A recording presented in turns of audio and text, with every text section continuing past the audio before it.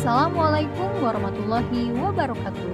Halo teman-teman hebat, bertemu kembali bersama saya Nindya Lestari, calon guru penggerak Angkatan 11 Kota Tangerang. Pada video kali ini saya akan menampilkan video demonstrasi kontekstual modul 3.1, pengambilan keputusan berbasis nilai-nilai kebajikan sebagai seorang pemimpin. Sebelumnya saya ingin berterima kasih kepada fasilitator saya, Bapak Khairil Mutakim SPD SD MA, dan pengajar praktik saya yaitu Bapak Mawan Agus Nugroho MKom. Pada video demonstrasi kontekstual modul 3.1, narasumber yang saya pilih untuk dilakukan wawancara mengenai pengambilan keputusan berbasis nilai-nilai kebajikan sebagai seorang pemimpin yaitu Ibu Awawat SPD, Kepala Sekolah SDN Kedaung Wetan 5, di mana tempat saya mengajar. Ibu Tuti Sundusiah SPD MM, Kepala Sekolah SDN Kedaung Wetan 3. Beliau adalah kepala sekolah yang berada dalam satu lingkungan wilayah saya bekerja. Yang terakhir yaitu Ibu Tini Suhartini SPD MPD, Kepala Sekolah SDN Neglasari 1. Mari menyaksikan video wawancara tersebut, semoga menginspirasi.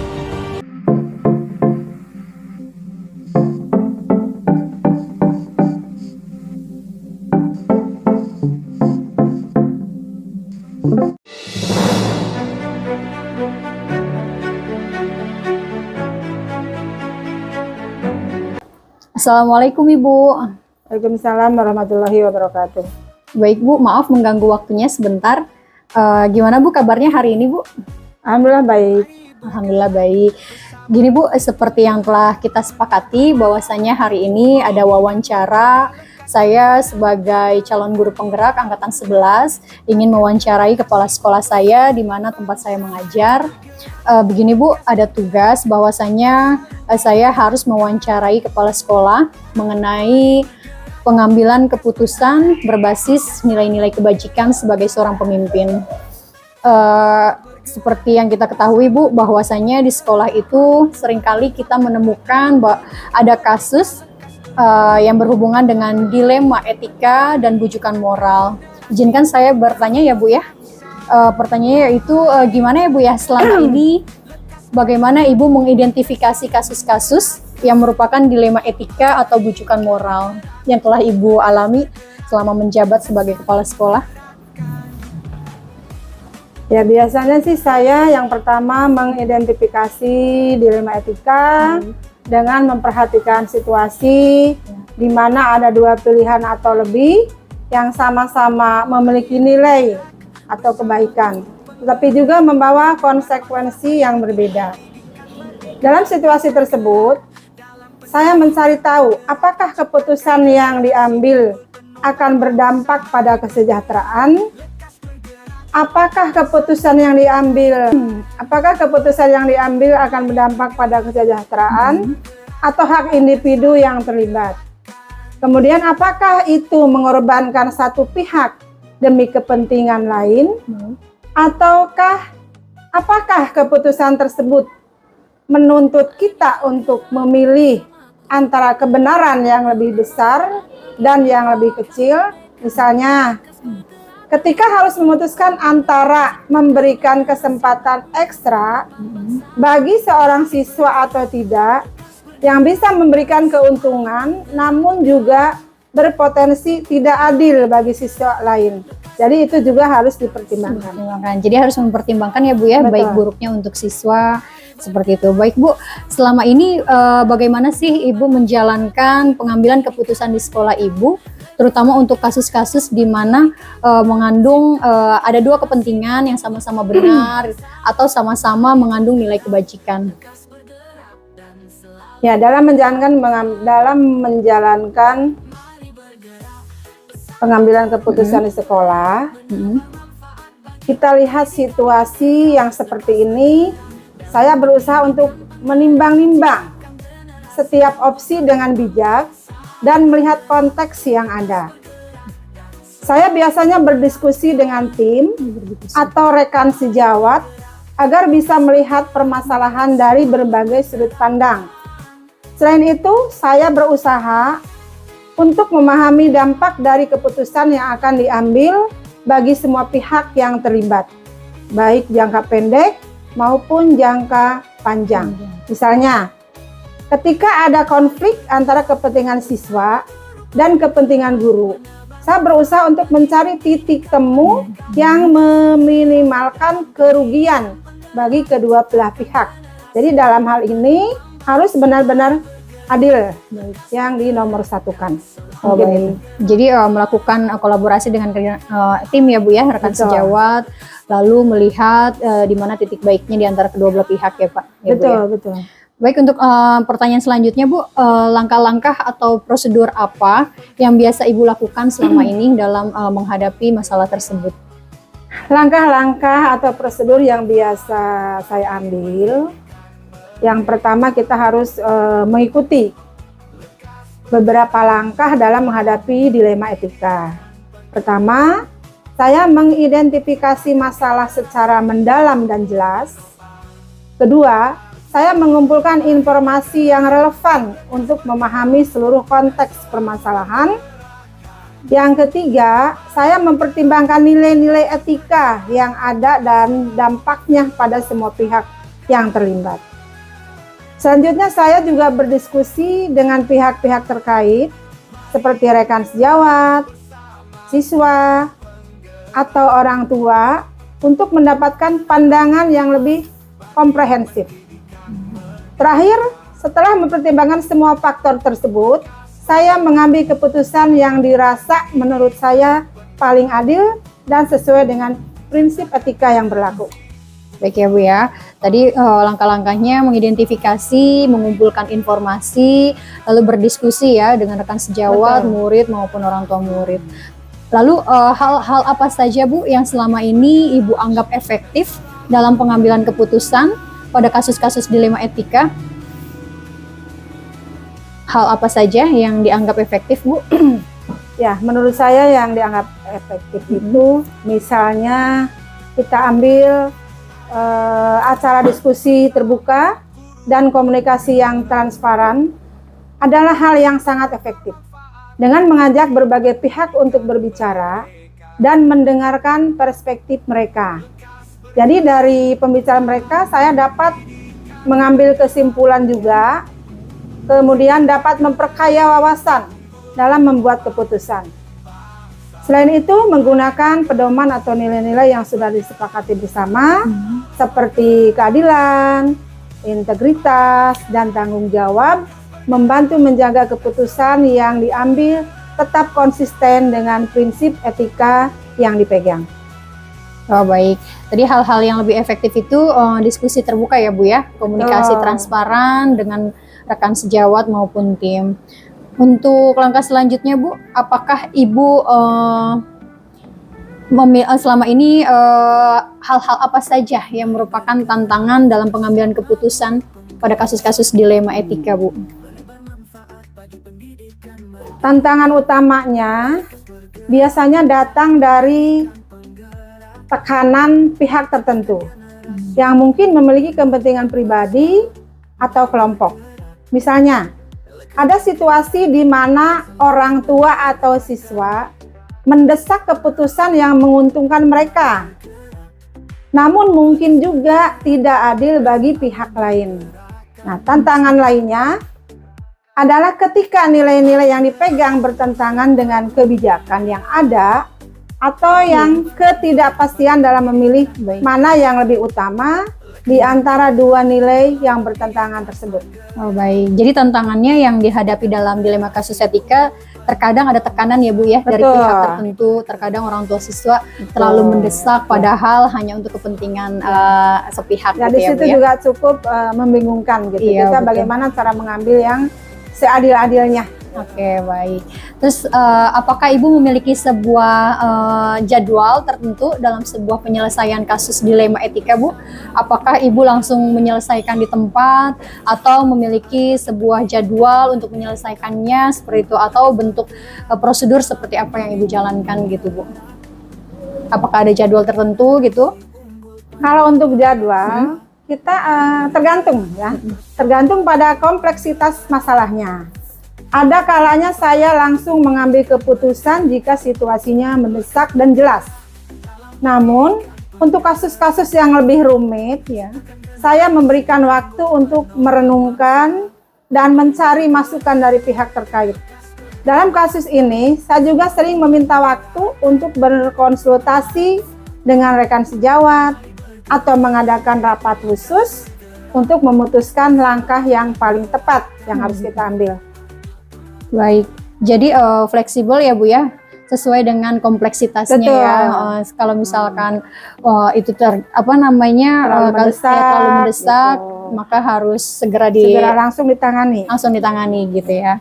Baik Bu. Terus adakah seseorang atau faktor-faktor yang selama ini mempermudah atau membantu Ibu dalam pengambilan keputusan Bu mengenai kasus dilema etika ini? Faktor pasti ada ya, terutama keberadaan tim pendidik yang saling mendukung. Jadi diskusi dengan kolega, kemudian saya juga mengandalkan pengalaman dan situasi, pengalaman dan intuisi pribadi yang terbangun selama bertahun-tahun bekerja di dunia pendidikan. Adanya kebijakan sekolah yang jelas dan pedoman etik yang diterapkan juga mempermudah untuk proses pengambilan keputusan. Baik, jadi faktornya tim saling mendukung, terus Betul. pengalaman yang udah ya. dijalani mengenai intuisi gitu ya yang Betul. terbangun seperti itu.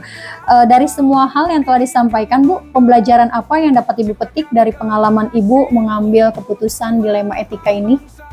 Ya, untuk pembelajaran ya, yang paling utama bagi saya adalah betapa pentingnya selalu mengedepankan prinsip keadilan dan kepentingan bersama. Meskipun dalam situasi yang sangat sulit, saya juga belajar bahwa tidak ada keputusan yang sempurna. Tetapi dengan transparansi, komunikasi yang baik, dan pertimbangan matang, kita bisa meminimalkan dampak negatifnya. Pengalaman ini juga mengajarkan saya untuk tidak ragu untuk mencari masukan dari orang lain dan menghargai berbagai sudut pandang dalam proses pengambilan keputusan. Bagus banget Bu jawabannya, Masya Allah. Jadi memang harus lihat dari betapa pentingnya prinsip keadilan. Lalu memang dimanapun semua keputusan itu tidak ada yang sempurna, jadi harus menimbang ya Bu ya, harus menghargai setiap masukan yang ada gitu. Terima kasih banyak Ibu untuk masalah wawancara ini mengenai dilema etika yang sudah dihadapi, yang pernah pengalamannya di sekolah ini. Iya. Baik Ibu, terima kasih atas waktunya untuk wawancara hari ini.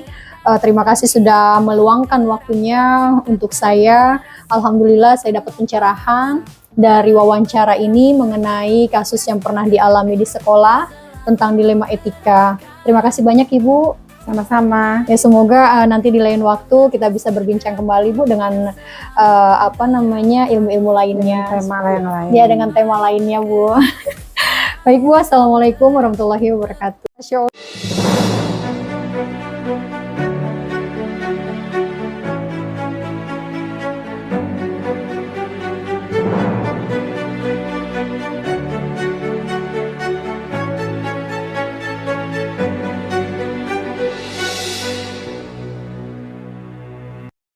Assalamualaikum Ibu. Waalaikumsalam warahmatullahi wabarakatuh. Gimana kabarnya Bu hari ini Bu? Alhamdulillah baik. Gimana dengan Bu Nindi? Alhamdulillah baik, kabar saya juga baik. Begini ya Bu ya, sesuai dengan kesepakatan kita bahwasanya hari ini kita sudah sepakat akan melakukan wawancara. Izinkan saya mewawancarai Ibu selaku kepala sekolah yang berada di satu lingkungan dengan sekolah saya mengajar. Baik Bu Nindi. Ya, saya adalah calon guru penggerak angkatan 11 Bu, dan akan melakukan wawancara mengenai pengambilan keputusan berbasis nilai-nilai kebajikan sebagai pemimpin. Seperti yang kita ketahui bahwasanya memang di sekolah itu banyak sekali terkadang terjadi kasus ada kasus mengenai dilema etika. Nah, saya ingin mewawancarai bagaimana cara Ibu mengambil keputusan berbasis nilai-nilai kebajikan. Baik Bu, izinkan saya bertanya ya Bu ya. Iya, silakan. Saya ingin bertanya Bu, selama ini bagaimana Ibu dapat mengidentifikasi kasus-kasus yang merupakan dilema etika atau bujukan moral? Iya, dilema etika itu kan ya situasi di mana seseorang itu dihadapkan pada dua pilihan atau lebih ya, yang dimana itu memuat nilai kebajikan, dimana kita memilih salah satunya padahal sama-sama baik sebenarnya, cuma prioritasnya di mana. Biasanya seperti itu saya melihat kasus tersebut.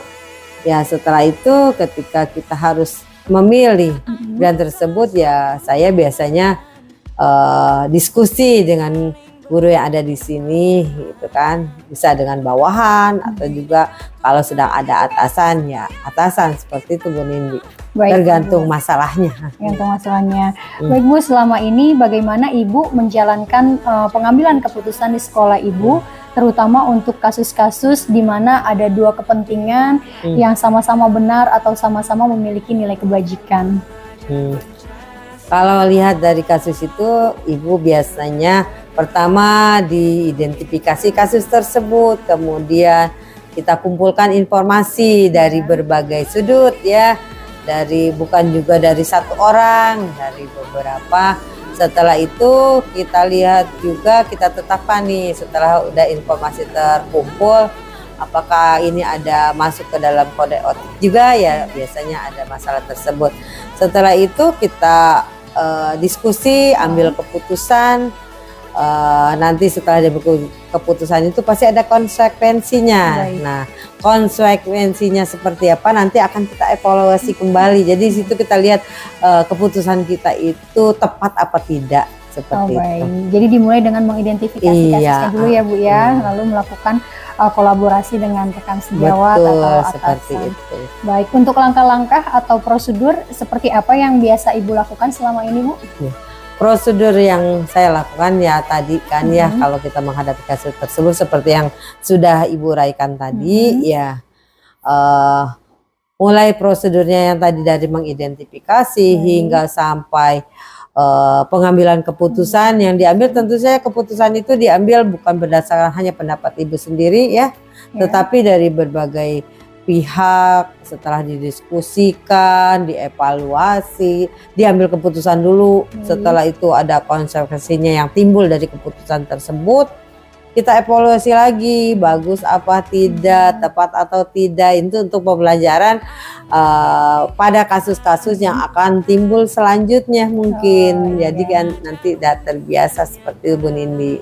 Jadi tadi setelah mengidentifikasi, mengambil keputusan ya, lalu melakukan evaluasi apakah baik atau seperti apa untuk menghadapi kasus sebelumnya ke depannya, seperti itu. Lalu Bu, hal-hal apa saja yang selama ini Ibu anggap paling efektif dalam pengambilan keputusan di kala kasus dilema etika ini? Yang paling efektif itu apa ya Bu ya? Sebenarnya kalau dari berbagai macam kasus yang timbul ya, kalau kita memecahkan semua kasus itu ya yang paling efektif ya kita diskusi dengan yang lain, musyawarah, mufakat ya. Setelah itu pokoknya setiap ada persoalan kita jangan mengambil keputusan sendiri gitu ya, kita perlu diskusikan dengan yang lain. Nanti dengan diskusi itu kan banyak pendapat-pendapat ya, setelah itu kita padukan pendapat-pendapat tersebut, kita diskusikan, musyawarah.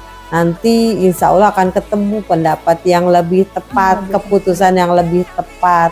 Nanti kalaupun terjadi hal-hal konsekuensi dari keputusan tersebut, kita bisa bertanggung jawab bersama-sama gitu. Baik, dengan musyawarah ya Bu ya, mengambil keputusan yang terbaik agar bisa nanti kedepannya kita melakukan tanggung jawab bersama-sama seperti itu.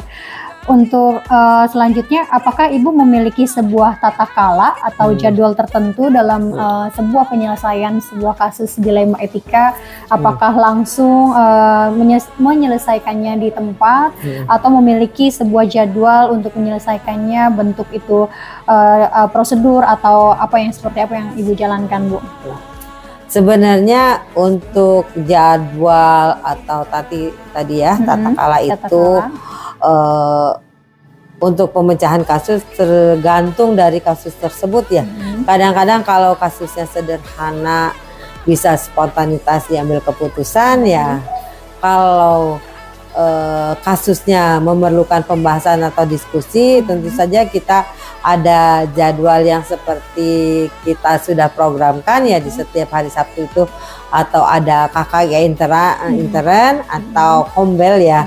Nah di situ bisa kita ada waktu juga untuk mengambil keputusan, diskusi kasus dilema etika yang ada. Nah di situ kita sama-sama bermusyawarah, berdiskusi, menentukan langkah selanjutnya, keputusan tersebut diambil bersama-sama, dievaluasi lagi. Nanti kalau tidak selesai lagi pada jadwal berikutnya bisa juga kita bahas kalau emang itu kasusnya panjang ya, seperti itu. Jadi situasional kalau misalkan dilihat dari kasusnya ya, Bu ya, berat itu, atau kompleks. Kalau misalkan tidak terlalu kompleks bisa diselesaikan pada saat itu juga diskusi kecil juga. Jika kompleks maka didiskusikan bersama pada waktu didiskusikan kita bersama, tentukan waktunya, dihususkan waktunya lah. Baik. Selanjutnya Bu, adakah seseorang atau faktor-faktor apa yang selama ini mempermudah atau membantu Ibu dalam pengambilan keputusan dalam kasus dilema ini? Iya, kita bisa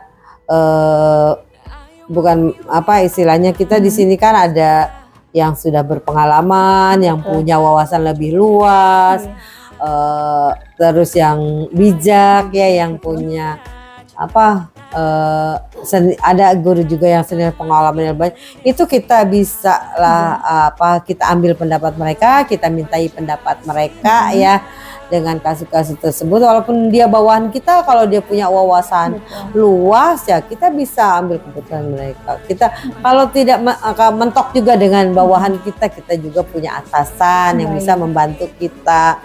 Istilahnya lah, kita hargailah kompeten guru-guru ada yang ada di sini untuk mengambil keputusan dari kasus tersebut. Iya. Jadi rekan sejawat yang ada di lingkungan sekolah, dari pengalaman-pengalaman beliau gitu ya, kita bertukar pikiran. Betul Bu Nindi. Baik Bu, untuk pertanyaan terakhir Bu, dari semua hal yang telah disampaikan oleh Ibu, pembelajaran apa yang Ibu petik dari pengalaman Ibu mengambil keputusan dilema etika? Iya, intinya ya semua kasus tidak ada yang berat kalau kita bisa sama-sama memecahkannya ya.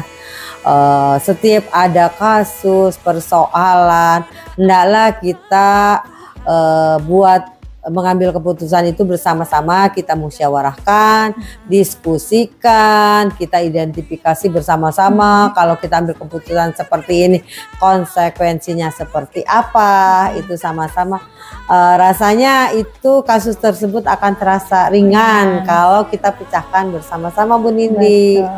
Iya. Ya, jadi memang semua pembelajaran yang bisa dipetik itu dari sebuah pengalaman kasus. Yang penting kita saling berkolaborasi ya Bu ya, betul. Agar semua permasalahan itu tidak terlalu berat gitu ya, agar terasa tidak jadi beban. Tidak jadi beban juga. Baik Ibu, terima kasih banyak untuk waktu yang sudah diberikan. Sama-sama Bu Nindi. Alhamdulillah dari wawancara kita ini banyak juga pelajaran yang saya ambil. Baik Ibu, terima kasih banyak untuk waktunya untuk wawancara hari ini. Apalagi sudah meluangkan waktu untuk saya juga bisa mengambil banyak sekali ilmu dari Ibu. Terima kasih banyak Ibu. Sama-sama Bu Nindi. Baik, Assalamualaikum warahmatullahi wabarakatuh.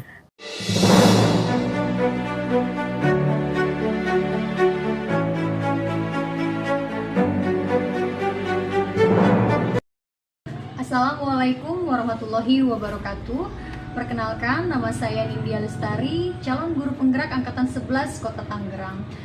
Kali ini saya akan melakukan demonstrasi kontekstual pada modul 3.1 mengenai pengambilan keputusan berbasis nilai-nilai kebajikan sebagai pemimpin. Hari ini saya akan mewawancarai Kepala Sekolah SDN Neglasari 1, Kecamatan Neglasari, Kota Tangerang. Perkenalkan, bersama saya adalah Kepala Sekolah bernama Ibu Tini Suhartini, SPD MPD. Assalamualaikum Bunda. Waalaikumsalam warahmatullahi wabarakatuh. Gimana Bunda kabarnya hari ini? Alhamdulillah sehat. Bagaimana sebaliknya dengan Bu Nindi, sehat? Sehat. Alhamdulillah saya juga hari ini sehat. Terima kasih Bunda atas waktu yang telah diberikan. Sesuai dengan kesepakatan kita bersama bahwasanya hari ini saya akan melakukan wawancara kepada Bunda mengenai pengambilan keputusan nilai-nilai kebajikan sebagai pemimpin. Siap. Seperti yang kita ketahui ya Bunda, bahwasanya di sekolah itu pasti ada yang pasti Bunda juga pernah mengalami kasus dilema etika. Ya, saya ingin bertanya beberapa pertanyaan ya Bunda ya. Baik Bun, yang pertama, selama ini bagaimana Bunda dapat mengidentifikasi kasus-kasus yang merupakan dilema etika atau bujukan moral? Oke, selama ini saya dalam menangani kasus-kasus dilema etika atau bujukan moral itu, saya mengidentifikasi dilema etika dan bujukan moral dengan cara yang pertama melalui observasi. Di mana setelah melalui observasi, saya juga akan melakukan pengambilan laporan-laporan atau melihat dari laporan-laporan dari para guru, laporan dari para siswa, juga laporan dari para orang tua. Nah, serta pemahaman tentang aturan serta nilai-nilai yang berlaku di sekolah. Seperti itu. Baik, jadi identifikasinya dengan cara observasi ya, lalu melakukan laporan, menerima laporan dari guru dan siswa serta pemahaman tentang nilai-nilai tersebut. Selama ini Bun, bagaimana Bunda menjalankan pengambilan keputusan di sekolah Bunda, terutama untuk kasus-kasus di mana ada dua kepentingan yang sama-sama benar atau sama-sama mengandung nilai kebajikan? Oke, ketika saya dihadapkan pada situasi seperti itu, maka saya selalu mempertimbangkan dampak jangka panjang dari setiap keputusan terhadap siswa, guru, dan SD komunitas PJSD Negeri Dasar itu sendiri. Saya juga berdiskusi dengan tim manajemen sekolah seperti guru dan pihak terkait untuk mendapatkan berbagai perspektif sebelum mengambil keputusan. Sebagai salah satu contoh nih ya Bu Nindi, misalnya pada satu kasus seorang guru yang merupakan pengajar unggul misalnya di SD Negeri Dasar 1, dia ingin pindahnya ke sekolah lain karena alasan keluarga. Nah, di satu sisi keperluan keluarga adalah hal yang penting, tetapi di sisi lain sekolah juga sangat bergantung ya kepada kinerjanya yang memang luar biasa, memiliki kompetensi yang sangat luar biasa. Nah, keputusan akhirnya adalah saya akan mendukung tentang kepindahan guru tersebut. Kenapa? Karena keluarga yang utama dan dengan mencari pengganti yang sesuai agar tidak mengganggu jalannya aktivitas pembelajaran setelah dia meninggalkan sekolah kita. Jadi kita cari alternatif lain, solusi lain tanpa merugikan kedua pihak. Begitu Ibu. Baik Bu. Lalu langkah-langkah atau prosedur seperti apa Bu yang biasa Bunda lakukan selama ini? Yang saya lakukan selama ini, saya memulai dengan mengumpulkan informasi dari berbagai macam pihak atau dari berbagai macam sumber. Itu yang saya lakukan. Setelah itu baru saya mengidentifikasi prinsip-prinsip etika yang terlibat dan baru mempertimbangkan alternatif solusi terbaik seperti apa. Baru langkah akhirnya saya akan berkonsultasi dengan pihak terkait sebelum saya membuat sebuah keputusan final. Hal-hal apa saja Bunda yang selama ini Bunda anggap paling efektif dalam pengambilan keputusan pada kasus dilema etika ini? Dalam pengambilan keputusan kasus dilema etika, menurut saya hal yang paling efektif yang dapat dilakukan yaitu komunikasi terbuka dan transparan dengan semua pihak yang terlibat. Itu sangat efektif menurut saya. Nah, selain itu kita juga harus melibatkan tim manajemennya. Seperti saya katakan di awal bahwa saya memiliki tim manajemen dan guru dalam diskusi pengambilan keputusan. Nah, setelah itu ketika kita bisa berkolaborasi, ketika kita memang bisa berdiskusi dengan tim manajemen kita, dengan guru kita, maka itu akan membantu saya melihat masalah dari berbagai sudut pandang, tidak hanya dari satu sisi pemilihan. Komunikasi terbuka ya. Betul, dan transparan. Hal-hal apa saja Bun yang selama ini merupakan tantangan dalam pengambilan keputusan pada kasus-kasus dilema etika?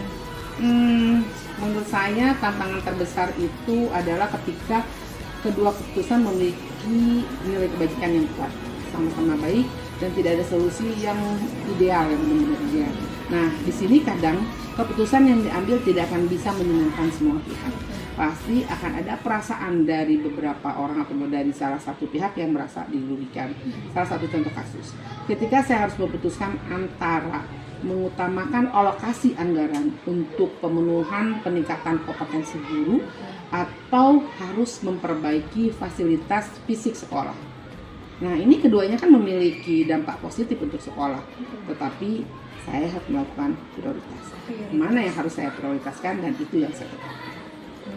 Jadi tantangannya adalah sebuah keputusan yang memiliki kebajikan yang sama ya. Nilai yang sama. Jadi harus melakukan prioritas ya Bunda. Betul.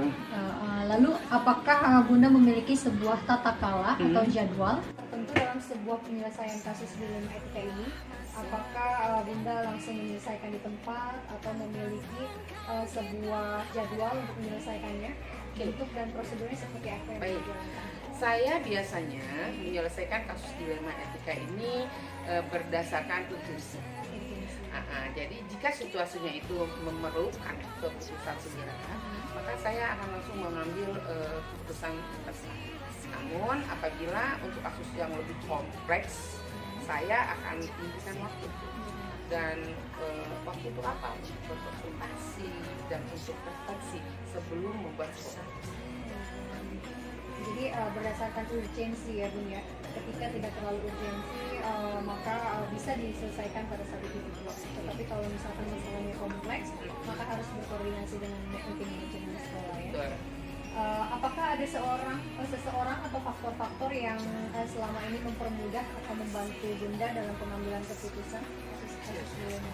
Selama yang saya jalani, faktor yang mendukung saya untuk mempermudah atau membantu saya dalam keputusan dalam kasus-kasus dilema etika itu sebenarnya ada beberapa faktor. Tapi yang menurut saya paling kunci adalah sumber daya, di mana sumber daya itu sangat membantu dalam pengambilan keputusan.